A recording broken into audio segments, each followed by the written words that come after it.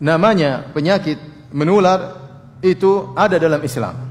Islam menetapkan adanya penyakit apa? Menular. Ya, tetapi penularan tersebut tidak mungkin terjadi kecuali dengan izin Allah Subhanahu wa taala. Kalau Allah berkehendak kena, kalau Allah berkehendak tidak kena. Nabi mengatakan penyakit tertular itu ada, tapi yang mengizinkan terjadinya tertularnya adalah siapa? Allah Subhanahu wa taala. Di sini syariat mengajarkan bahwasanya tawakal ya tidak menghalangi kita berusaha berikhtiar kalau dalam bahasa Indonesia ya. Orang yang berusaha berikhtiar tidak mengurangi tawakalnya kepada Allah Subhanahu wa taala. Bagaimana sikap kita ya tatkala kita mendengar berita tentang wabah corona yang sudah tersebar atau kita bisa selamat daripada penyakit corona ini? Yang pertama, hadirin hadirat Allah Subhanahu wa taala, kita harus yakin penuh dengan keyakinan bahwasanya semuanya dengan izin Allah Subhanahu wa taala. Kalaupun menimpa kita, maka itu dengan takdir Allah Subhanahu wa taala. Kalaupun menimpa kita, maka kita hadapi dengan apa? Dengan sabar. Maka kalau kita bersabar tatkala terkena penyakit apapun, mau corona atau sekarang yang sedang ditimpa kanker atau penyakit-penyakit yang lainnya, ya,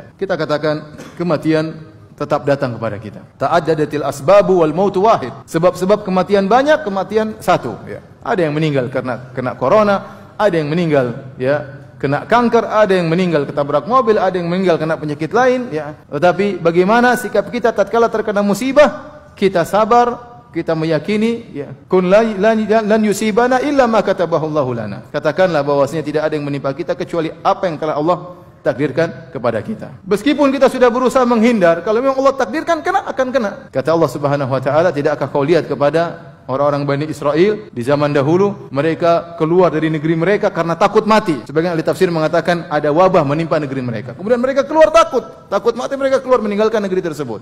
Tiba-tiba Allah mengatakan, mutu, matilah kalian. Mereka sudah pergi menjauh negeri mereka, sudah tempat di lembah, tiba-tiba Allah matikan mereka. Apakah mati karena wabah ataukah mati karena sebab yang lain ya. Perbanyak berdoa kepada Allah Subhanahu wa taala. Di antara doa-doa yang diajarkan oleh Rasulullah sallallahu alaihi wasallam seperti doa pagi petang, bismillahilladzi la yadhurru ma'asmihi syai'un fil ardi wala fis sama' wa huwas samiul alim.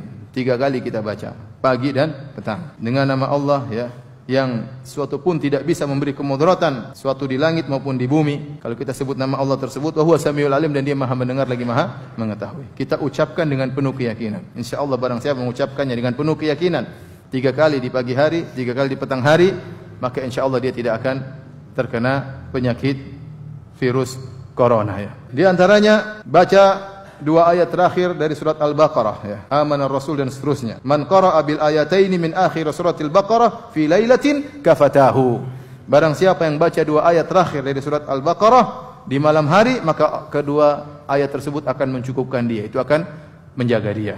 Kemudian juga membaca Qul huwallahu ahad dan Qul a'udzu birabbil falaq dan Qul a'udzu birabbin nas setiap pagi dan setiap sore 3 kali. Ini juga di antara zikir pagi petang. Kata Nabi sallallahu alaihi wasallam, Qul huwallahu ahad wal muawwidzatain, yaitu Qul a'udzu birabbil falaq, Qul a'udzu birabbin nas, hina tumsi wa tusbihu 3 marrat, pagi 3 kali, petang 3 kali, takfika min kulli syai', maka akan mencukupkan engkau dari segala sesuatu, yaitu akan menjagamu. Kemudian juga doa pagi petang yang diajarkan oleh Nabi sallallahu alaihi wasallam, Allahumma inni as'alukal afiyata fid dunya wal akhirah. Ya Allah, aku mohon kepada engkau keselamatan di dunia dan di akhirat. Al-afiyah adalah keselamatan, di antaranya keselamatan dari penyakit. Allahumma inni as'alukal afwa wal afiyata fi dini wa dunyaya wa ahli wa mali.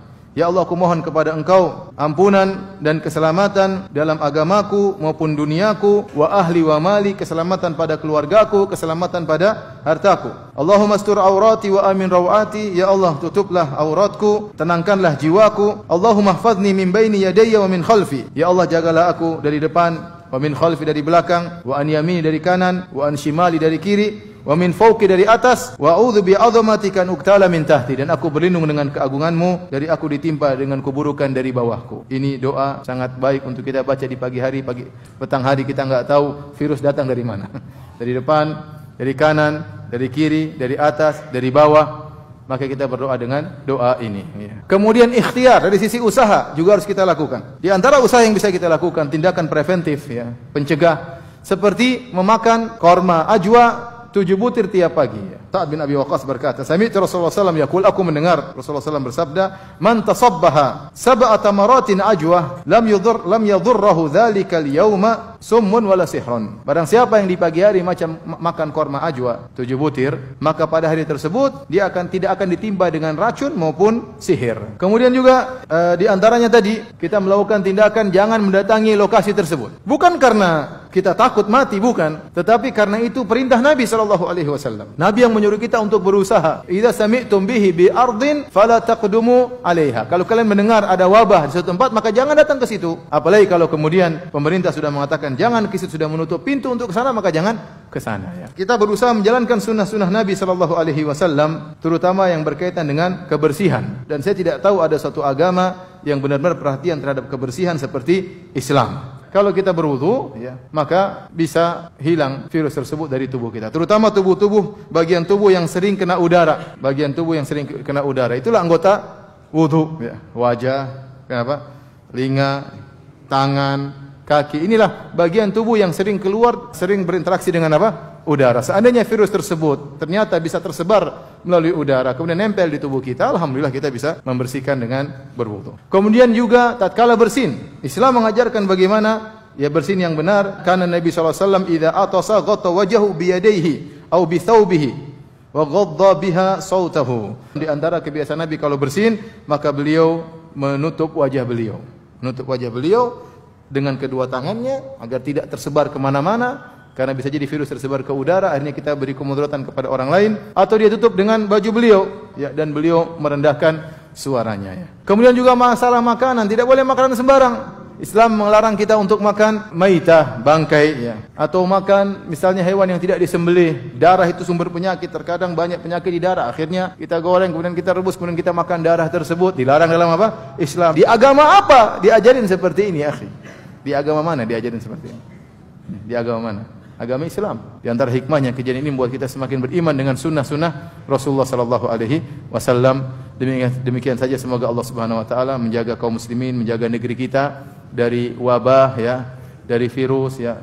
Semoga saudara-saudara kita yang terkena penyakit bisa segera disembuhkan oleh Allah Subhanahu wa taala, dan semoga mereka orang-orang non muslim, orang kafir terkena virus tersebut bisa sadar dan beriman kembali kepada Tuhan Rabbul Alamin. Wallahu taala alam bisawab.